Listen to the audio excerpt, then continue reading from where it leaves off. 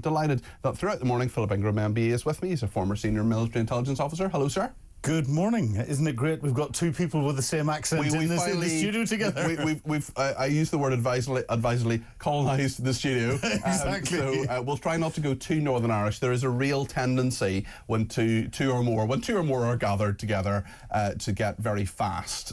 So we'll try to keep it vaguely understandable. We've hidden the Guinness. Yes, we're not splitting the G this time. I've never had a pint of Guinness ever in my life. Have you not? No. Well, I stopped drinking six years ago. Oh, okay. It's lonely up here in the Mole High Well, ground. Guinness Zero is actually very, very good and very close to. I've started drinking that. Still tastes like Guinness though. Yeah, so, it does. I've tried Guinness Zero. Not a fan. I must say, I never had a pint of that either. Right then, let's talk through the issues today because there's loads to talk about. This first of all, actually, before we get into the other stuff, let's talk about the UK forces being sent to Ukraine for a training mission. I mean, given that Trump is coming in about a month's time, wants to end the war in Ukraine, do you think A, this will happen, and B, should it happen, Philip?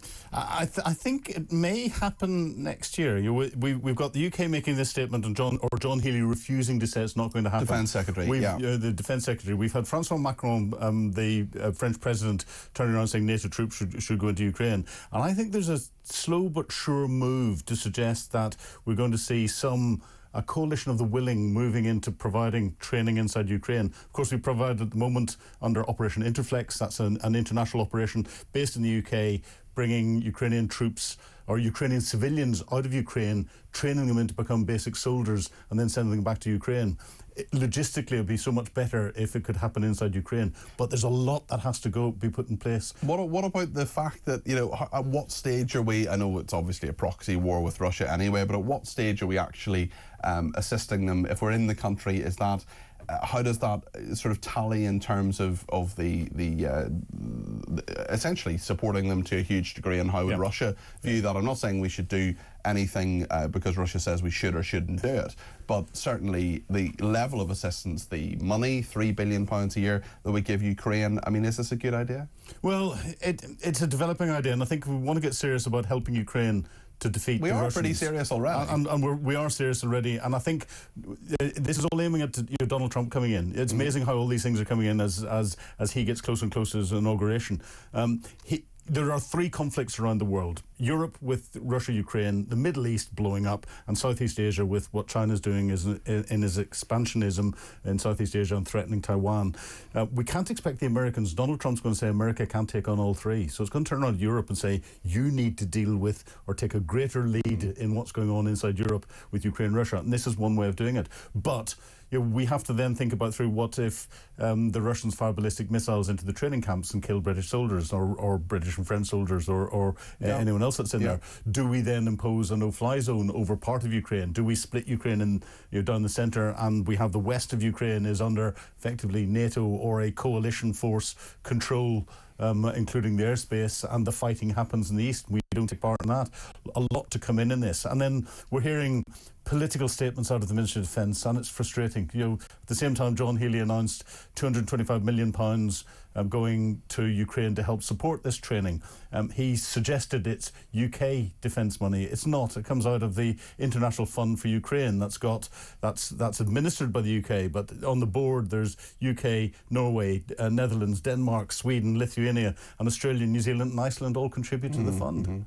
Well, we'll see where this goes. We'll see what John Healey says. We certainly have a strong hint anyway that UK soldiers poised to train troops in Ukraine. Let us know your thoughts about this. Is it right that our boys and girls go to Ukraine to train troops there? Is this a good development? Let me know your thoughts. 0344 499 1000. I want to ask Philip as well about Sharia law, but let me just actually see a couple of messages. First of all, Steve says Sharia has no place in Britain. If people want to live by their rules and laws, then let them do so in another country, but no doubt Labour will endorse it soon.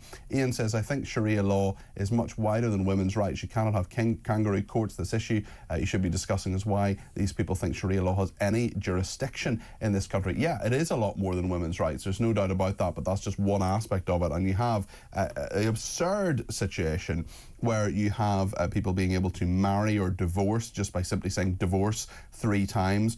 Also, we have the fact that Sharia courts give daughters half as much inheritance as sons. There is a There is an app that is involved here as well, an app for Muslims in England and Wales to create Islamic wills. It is a drop-down menu for men to say how many wives they have, which is between 1 and 4. Let me know your thoughts on this. 0344 499 1000. Britain revealed as the Western capital for a use of Sharia courts. Philip, I'm really concerned about this. I'm very concerned about this, and this is the sort of thing that the European Court of Human Rights should be focused on, and not on stopping us deporting criminals. We'll get to that in a second. Making sure that there's a heroin dealer, yeah, exactly. Making sure that there's equality, and what I think there's calling these Sharia courts.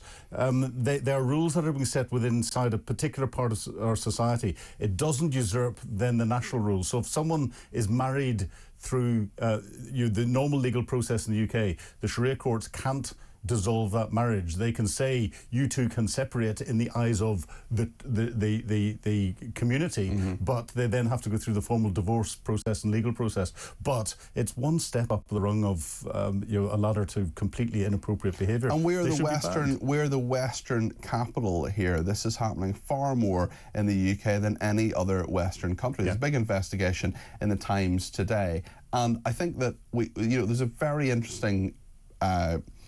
There's a very interesting debate here about the difference between tolerance and acceptance. Yeah. And I think that we can't tolerate this, actually. We shouldn't tolerate this, because there are people who have no choice, especially women, lots of other people as well, but people who don't have any choice but to do what their community tells them to do. And that is not something that, we have British values in this country, and this needs to be stamped out. We come from a part of the world where when communities policed themselves and did this sort of thing, we saw women being tarred and feathered. We saw people being kneecapped in the streets. And this is one step before that. So it has to stop. Yeah, absolutely. Let us know your thoughts about the fact that Britain has been revealed as the Western capital for use of Sharia courts. Or maybe you think the Sharia courts are actually a good thing. Let me know your thoughts on any of that. 0344 499 1000. If you've never given me a ring before, you're very, very welcome to do so. In all of my shows, I get as many people on the air as possible, because this is my show, but it's your show too, and I want to make sure that as many people get on the air as possible between now and 1 o'clock. If you've never done it before, you pick up the phone, dial the number, you make your point, and we'll ring you back between now and 1 o'clock and get as many people on the air as possible. Alicia's on the phone today. You just have a chat with her. She's very nice, believe me. 0344 499 1000. Well, let's talk about that heroin dealer, because this is a Turkish crime boss, sounds like an absolute scumbag, who has been causing a huge amount of misery to so many people, heroin addicts. Literally people at their lowest ebb, and he is pushing heroin onto them. He is said to be one of Britain's biggest drug dealers, but he can't be deported after judges ruled it would breach his human rights. What about the human rights of people who are taking his heroin? He was jailed for 16 years for plotting to supply heroin across the UK. He won the right to remain in this country on the basis that it would breach his human rights to a family life. But he had an extramarital affair with a woman in Turkey. He's talked about the fact that he has had would be persecuted if he went to Turkey. Well, he's visited there a number of times. Unsurprisingly, the UN Refugee Agency has backed him. Yeah. Well, we know what the UN are like, but there's a few things that are being misreported about this. It's people say it's down to the European Court of Human Rights. Well, actually, Germany, France, other European countries are subject to exactly the same thing. In February, France deported a Tunisian imam for making what they called unacceptable comments about the French flag. And just ignored, Germany and France ignored the European Court of Human Rights. So this is UK judges' interpretation of it. And therefore they clearly interpret it far too liberally, and the fact that they say, oh, well, we might be in some way challenged by this, therefore let's back away from it just in case this happens.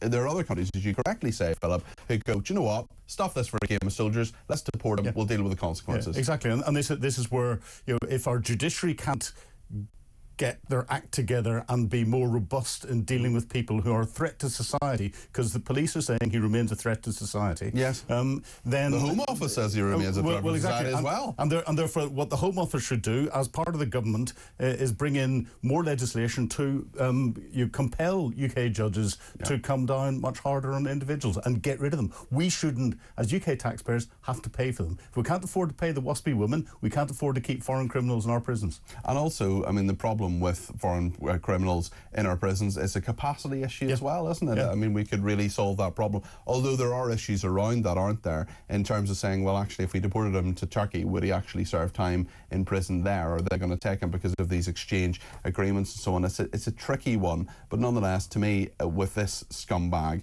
it just seems to be fairly straightforward. Yeah, well, exactly, and with most of them that are in there. And if something happens to them, if they have been found guilty of abuse of children, of violence, of drug dealing, if something happens to them whenever they go to their home country because it's found unacceptable there, oh dear, what a pity. Well, I can sleep easy in my bed. Correct. I'm fair enough about that. Thank you to Steve, who's been in touch. He says, if we send British forces to Ukraine, then we have effectively entered the war with Russia and are legitimate targets. Is this a universal and indirectly engaging NATO too? What do you think of that, Philip? It's a very, very fine line, and that is a point of debate that needs to be looked at very carefully. Provided you could argue that we're directly engaged now because we're training Ukrainian forces, we're supplying British weapons. Will Russia see the difference? Will Putin go, oh well, it's a subtle difference, but now they're in the war. And physically doing it inside Ukraine doesn't make a great difference to that. The difference it makes is it's much easier for Russia to directly target British troops who are part of the training. The international legal basis on this is something that is a very grey area. Now, that's a basis of consensus, and it's the Security Council of the United Nations that would be the ultimate arbiter. Well, Russia's got a veto, and so has China. So there's no right or wrong in it. It's a move forward, and it's a move closer to NATO and the West getting more directly involved in the conflict. Yeah. Philip, thank you.